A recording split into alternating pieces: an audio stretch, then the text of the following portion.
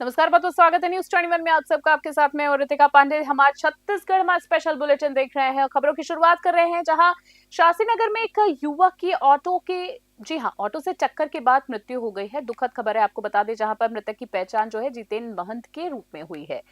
घटना कल हुई थी और परिवार का आरोप है कि ऑटो चालक आसिफ ने जानबूझकर ये हादसा किया है। आपको बता दें, परिवार के साथ मौके पर मौजूद दो नए लोगों ने बताया है कि ये एक्सीडेंट नहीं है बल्कि जानबूझकर की गई टक्कर थी।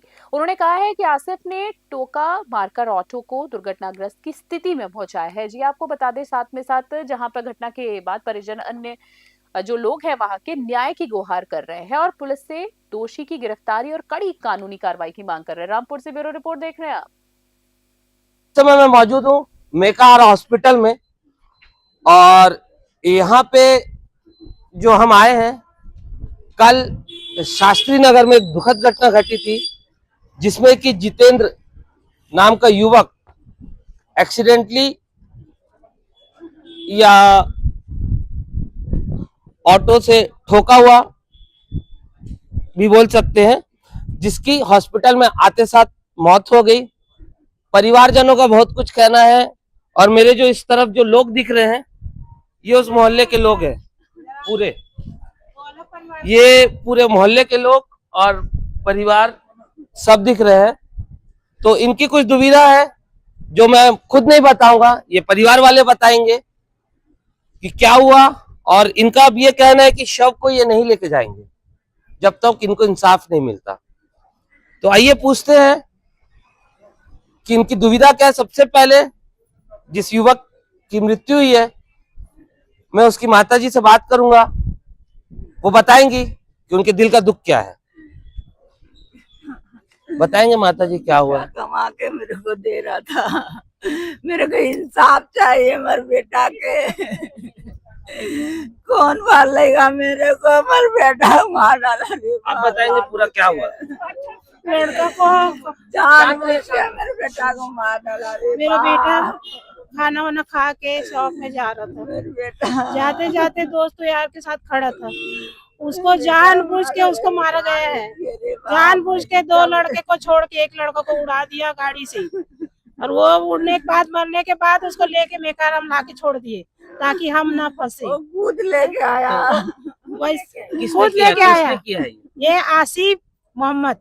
कहाँ पे रहने वाला वो है? मेरे पड़ोसी है। आप कहाँ पे रहते हो? मैं उसके पड़ोस में रहती हूँ। आप लोग का रहना कहाँ होता है? पोगटपारा शास्त्री शास्त्री नगर जी। आप लोग क्या चाहते हैं? हमको इंसाफ चाहिए।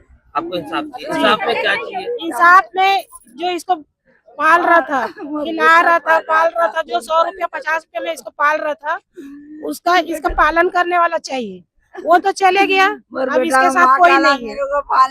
इसके साथ कोई नहीं, हमको चाहिए इंसाफ चाहिए, इसका पालन पोषण करने के लिए चाहिए। कुछ नहीं बाप। आप लोग कुछ बोलना चाहते हैं? आप उनके भाई हैं? जी सर। हाँ, बोलिए। सर मेरे भाई को इंसाफ चाहिए। इंसाफ चाहिए। जी सर। हुआ क्या था, आप थोड़ा खुल के बताएंगे? उनके बाद तो आप बता चुके सर। हाँ, और एक बार बताएंगे खुल के। सर इंसाफ चाहिए हमको। आप उस समय सामने थे? हाँ ये और ना करके ना आप खड़े सामने आइए। इन दोनों को ही खड़े थे। इंसाफ चाहिए, इंसाफ। अब तीनों सामने जाने थे सामने में। आप दोनों जन सामने थे? हाँ, सामने खड़े हुए थे, तीनों लाइन से ही खड़े थे ऑटो के तेजी से पास। आगे ठोक के चला चले गया, गया, जिसमें हम दोनों भी बच गए। बच गए। नहीं मतलब तो हम वो लोग आप दोनों को ठोकने जा रहा था? हम तीनों साथ में ही खड़े साथ हुए में थे, खड़े बहुत थे। तेजी से रोड को छोड़ के किनारे में खड़े थे हम लोग। हाँ, वो तेजी से आके ठोकते हुए चला गया। ठोकते हुए चले गया। हाँ। उसके बाद वो उसको हॉस्पिटल में लेके आके उसको हॉस्पिटल में लेके छोड़ के चला गया वो। चले गया। हम लोग मैं तो खुद उससे उसको वहां से भाग भाग के गया, लाया। छोड़ के भाग भाग गया। गया। मेरे को उसका इंसाफ चाहिए। मैं उसका छोटा भाई हूं, मेरे को इंसाफ चाहिए। वो मेरी मम्मी को आप देखो क्या हालत में है। अगर ऐसा कुछ भी सीन होगा तो अपन उसका सीन खराब कर देंगे। हाँ, ये अपन हाथ जोड़ के बोल रहे हैं। क्या बोलना चाहते हैं? जान के बदला जान चाहिए मेरे को, क्योंकि मेरा बेटा सीधा साधा बच्चा था। वो किसी से लड़ता ना झगड़ता ना, किसी से कोई मतलब नहीं। जानबूझ के कुछ नहीं गया, तो कड़ी सजा चाहिए, उसको माफी नहीं चाहिए। कड़ी सजा जिंदा है, वो घर में वापस आ जाएगा, मेरा बेटा वापस नहीं आएगा। हमको जान के बदला जान चाहिए, हमको इंसाफ चाहिए। हमारे घर का बच्चा गई है, हमको कोई नहीं पूछते। सर अभी उसका जो ससुर है धमकी देकर लाश को जल रहे तो फिर देख लेंगे ये कौन सा तरीका होगा। उसने जान भी गया, जान और उसके बड़े भाई ने भी चाकू का नोक में धमकी दिए थे मेरे को और मेरे भाई को। ऐसा बोल के जाने का तरीका क्या? घर में दुख है, लाश जलने तो फिर देख लेंगे, ये गलत तरीका सर। क्या कर लेंगे इन लोग, क्या कर लेंगे इसके बाद हमारे साथ क्या करेंगे हम भी देखेंगे। बॉडी जल जाने दो, फिर हम हिंदू और कितना मुस्लिम का ये कर रहे हैं मुकाबला, देखते हैं हिंदू कितना सपोर्ट कर रहे हैं हम। देखिए जो कांड हुआ है उसके बाद में वो हॉस्पिटल में आके बोलते हैं कि ये मजाक में हुआ।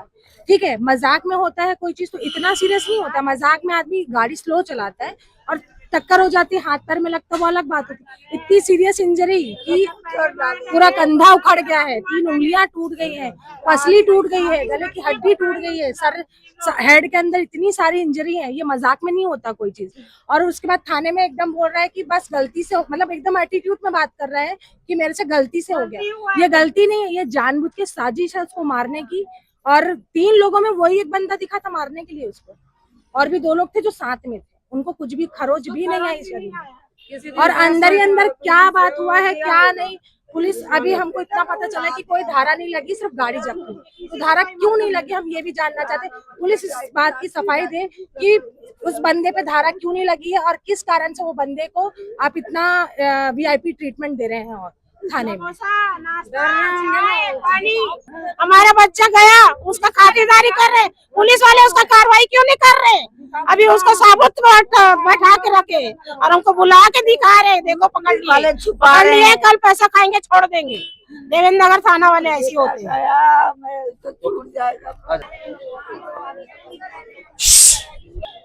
तो आपने देखा कि उनके माता, उनकी माँ, उनके भाई और सभी लोगों को न्याय चाहिए। कहा जा रहा है कि इन लोगों को जो सामने वाले जिनने एक्सीडेंट किया तो उनके परिवार वालों ने आके धमकाया है, कहा है कि आग लगने के बाद उनके ऊपर में साजिश की जाएगी। तो ये क्या है, क्या ये रायपुर है?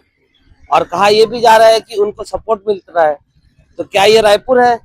उस माँ का क्या होगा, उस भाई का क्या होगा, इस बूढ़ी माँ का क्या होगा जिसका बेटा ना रहा? इस सवाल को हम जानेंगे और हकीकत तक जाएंगे। न्यूज़ 21 के साथ राहुल सेन, ब्यूरो चीफ, रायपुर, छत्तीसगढ़। अगली खबर की बात करें, देवेंद्र नगर सेक्टर 2 स्थित शीतल विहार क्षेत्र में नाली, सड़क और पुलिया निर्माण कार्य का भूमि पूजन।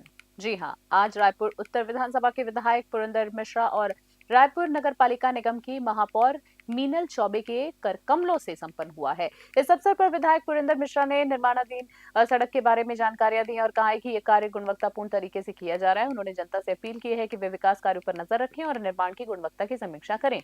महापौर मीनल चौबे ने बताया है कि यह सड़क निर्माण कार्य जो है 17,08,000 रुपए की लागत से किया जा रहा है। उन्होंने कहा है कि जनता को विकास कार्यों में खर्च हो रही राशि का हिसाब जानने का पूरा अधिकार है। यदि कहीं निर्माण में कोई कमी दिखाई दे तो नगर और नागरिक ठेकेदार से सीधे पूछताछ कर सकते हैं। रायपुर से रमाकांत प्रधान की स्पेशल रिपोर्ट देख रहे हैं। आगे खबरों की बात करें तो महिला कांग्रेस की राष्ट्रीय महासचिव गुंजन सिंह ने भाजपा सरकार पर निशाना साधते हुए कहा है कि छत्तीसगढ़ में सत्ता में आने के बाद कानून व्यवस्था पूरी तरीके से चरमरा गई है। उन्होंने आरोप लगाया है कि भाजपा ने महिलाओं की सुरक्षा और मजबूत कानून व्यवस्था को वादे तो किए थे, लेकिन वादे जो है जमीन पर पूरे नहीं हो पा रहे। गुंजन सिंह ने रायपुर में 65 वर्षीय बुजुर्ग द्वारा 9 वर्षीय बच्ची के साथ दुष्कर्म और कोरबा में युवती के साथ सामूहिक दुष्कर्म की घटनाओं का उल्लेख करते हुए कहा है कि यह साबित करता है कि प्रदेश की महिलाओं की सुरक्षा विफल हो चुकी है। उन्होंने कहा कि अपराधियों में कानून और प्रशासन का डर नहीं रहा है। उन्होंने राज्य मंत्री रामविचार नेताम पर तंज कसते हुए कहा कि और आरोप भी लगाया है कि अधिकारियों को खुली छूट दी गई है और सार्वजनिक स्थलों पर अश्लीलता और अभद्र कार्यक्रमों को संरक्षण भी मिल रहा है। गुंजन सिंह ने कहा है कि चाकूबाजी और हत्याओं की घटनाएं आम हो चुकी हैं और आम जनता में भय भी है। मनरेगा पर भी हमला करते हुए उन्होंने कहा है कि ग्रामीणों के अधिकार छीने जा रहे हैं और रोजगार परक योजना कमजोर हो रही है। रायपुर से रमाकांत प्रधान की स्पेशल रिपोर्ट।